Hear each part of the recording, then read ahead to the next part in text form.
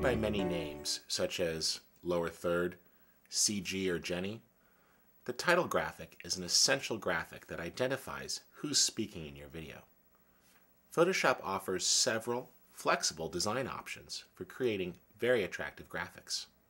Let's see how we can create and customize our own lower third titles. Let's go ahead and create a new lower third from scratch for use in a video. I'll choose File, New to create a new document. And then from my film and video preset, I'll pick a size that matches my current tape format. In this case, let's go with NTSC D1 for use in broadcast. I'll go ahead and click OK to create the new document.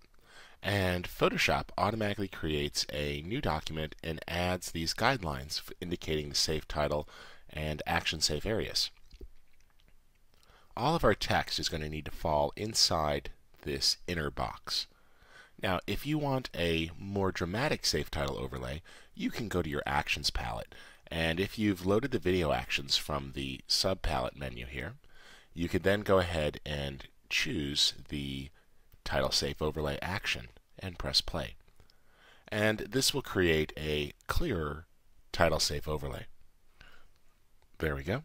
And let's go ahead and minimize the action palette here. I'm going to add a photo into this document for reference purposes only. This photo will help me make better judgments about the transparency within the document. I'll just take this one that I have open and drop that in. There we go. And this is just being used because it offers a good use of a person and some colors that would be in a real video scene. We can reposition that a little bit if necessary. There we go. All right. The first step to the lower third tends to be a bar to contain the information. I'm going to create a new layer by clicking the Create a New Layer button. I'll then take the rectangular marquee and draw a box where the lower third bar will live. There we go. Let's select our gradient tool. It's over here in the toolbox. And by default, a gradient loads. Now, black to white is not going to really work for me, so let's click on that and we'll pick some colors. If you want, you can choose from several different samples that are loaded here. For example, here's the noise samples, and I like this red one. Now, I'm going to darken this down a little bit, so I'll drag these sliders so it doesn't use as intensive reds. And we'll limit the greens and the blues. We can click Randomize to create new options, and I think that one's pretty nice. So let's go ahead and click OK. And now I can click and drag to create the gradient bar. Now that bar has a nice subtle texture of noise for the gradient. You can also choose to use a gradual blend from one color to another. Now this bar needs to be softened just a little bit because this hard edge is going to be problematic. So let's go ahead and choose Filter Blur, and I will apply a motion blur, and we'll run this straight up and down on this graphic so the edge gets a little softer. Now that's a little too pronounced, so let's try a value of, say, 5 pixels. Notice without and with, that slight anti-aliasing to the bar will dramatically cut down on any flicker when this graphic is keyed over the video signal. Let's click OK. Now I'm a stickler for naming my layers, so let's go ahead and clean things up here just a little bit. We'll put the photo down below, and let's move this bar down below and name it Colored Bar. Next, I'd like to add a layer mask to the bar, so I'll go ahead and click on the layer mask icon, and I will use a gradient to create a gradual blend. So let's select the gradient tool again, and in this case I want the default gradient. So we'll go ahead here and we'll reset our gradients back to the defaults, and I'll pick the black to white.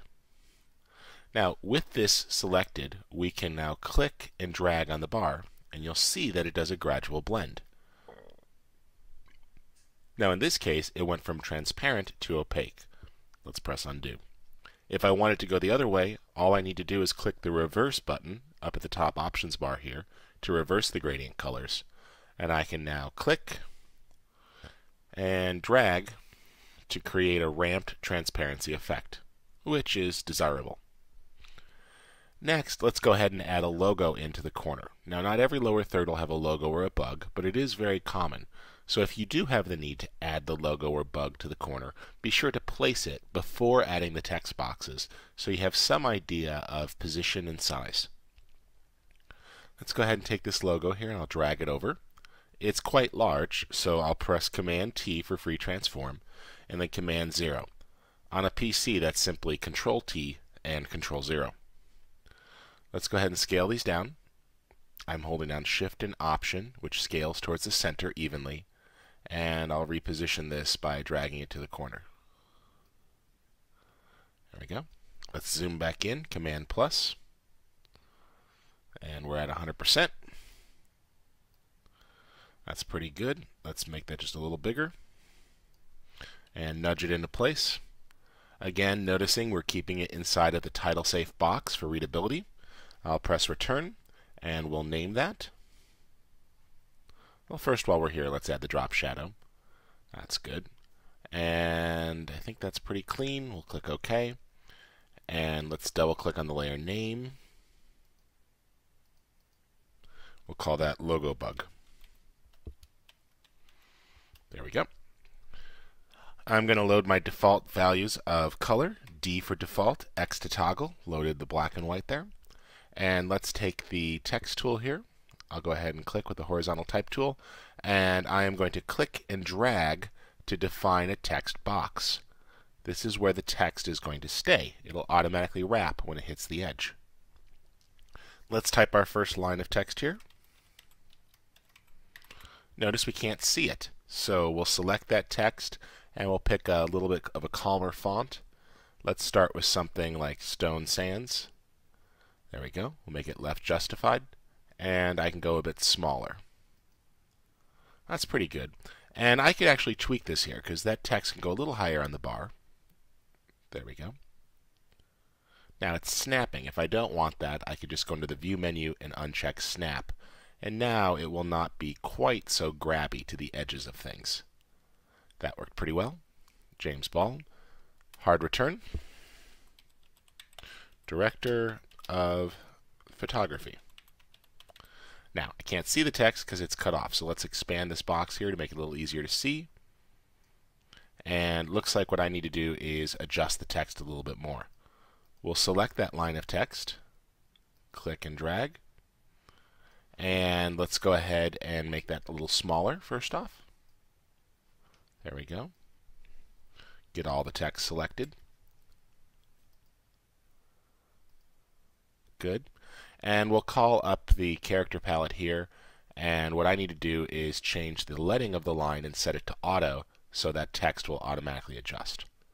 Now that's pretty good. Let's take another font in that same family, and we'll try something here like an italic. That looks pretty clean. We'll bump that up on point size just a little bit. And we can do the same for the top line. Since we've got some space, we'll bump that up to 40. And let's take a look at that. That's pretty clear. We'll position that within the title safe area. Let's go ahead and turn the safe title overlay off. And I'm going to add a slight drop shadow to improve the readability of that text. That's helping. I might also try a little bit of an outer glow. Now, don't have a bright outer glow if you have a dark drop shadow, so we'll change this to normal and set the color to black. That's pretty good. Let's just make that a little smaller. We'll only go with a 2 pixel size and knock the opacity down. And you see that that's just providing a very slight edge to that. Let's take that up just a little. Good and good. Without, with. Just a slight edge to help it cut. Let's go ahead and press OK. And I can close this box. And what you have there is the lower third. Now, the only things that are missing is to pre-flight this and then save it off in the proper format. Photoshop, fortunately, offers a spell check. So if you go under the Edit menu, you can choose to check spelling. And it says everything's fine. Now, to make sure you're checking in the right language, you actually have to open back up the character palette. And at the bottom there, you'll see a list of all the languages that Photoshop knows how to check. So, if you are currently in Germany, you may want to set it to German, as opposed to if you are in Russia, Russian. So make sure you choose the correct language that you are using for your graphics. Once we are set here, this graphic merely needs an alpha channel, and I am going to cheat a little bit here and harness the power of those video actions. We turn off everything that's not involved in the final graphic, and I can then call back up the actions palette. In those video actions at the top is an action that is called alpha channel from visible layers. The one below, visible layers inverted, is for those of you working with Avid systems that need an inverted alpha. Let's select this top one here, and I'll click play, and it will create the new alpha channel for me. Yes, go ahead, continue. Now, in your mind, nothing may have happened, but if we toggle over to the channels palette, we'll see that sure enough, Photoshop has created an alpha channel with ramp transparency for that lower third. At this point, we simply need to save the file. So I'll choose File, Save As. And let's go ahead and pick a location. And hit Save. There we go.